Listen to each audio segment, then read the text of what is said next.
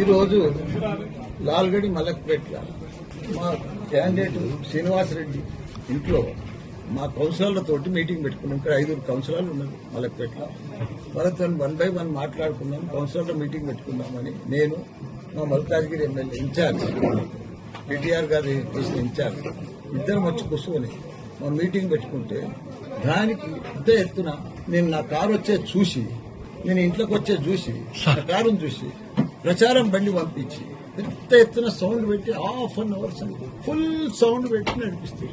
అయ్యా మా వాళ్ళు పోయి అడిగి రిక్వెస్ట్ చేశారు, మా మీటింగ్ నడుస్తుంది మీరు ఇది చేయండి అని చెప్తే కూడా ఇంకా ఎక్కువ పెట్టి ఇంకా చేసేసి పోయింది. మా వాళ్ళంతా రిక్వెస్ట్ కూడా చేస్తే వాడు ఏం చేసాడు, బండికి తాళం వేసి సౌండ్ పెట్టి వెళ్ళిపోయాడు.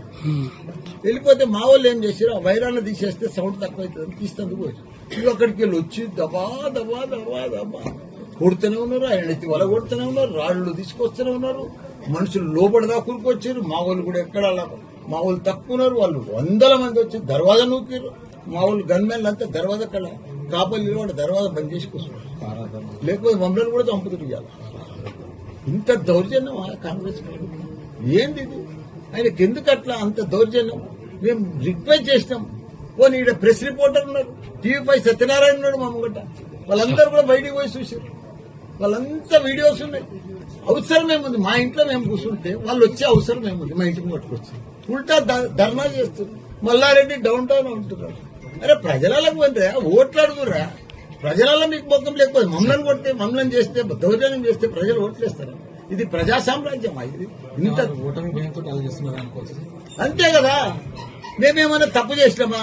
మేము వాళ్ళ ఇంటి ముంగట పోయినామా? వాళ్ళు ప్రచారం చేస్తుంటే వద్దన్నామా? వాళ్ళే మా ఇంటి ముంగట బండి అర్ధగంట సేపు అయినాక మేము రిక్వెస్ట్ చేసినాం. అది ఇది జర సౌండ్ తక్కువ చేయరు, జర ముంగటికైనా దింపుకో వెనకకైనా దింపుకో అని చెప్పారు మా వాళ్ళు. అది మేము ఈయనే కూర్చున్నాం, ఇట్లనే ఇదే సీట్లో కూర్చున్నాం. చెయ్యండి, ఎంత దౌర్జన్యం చేస్తారో చెయ్యండి. అటాక్ చేస్తానికే వచ్చారు వాళ్ళు. డైరెక్ట్ ఏదో వంక కావాలి వాళ్ళకి అటాక్ చేస్తారు.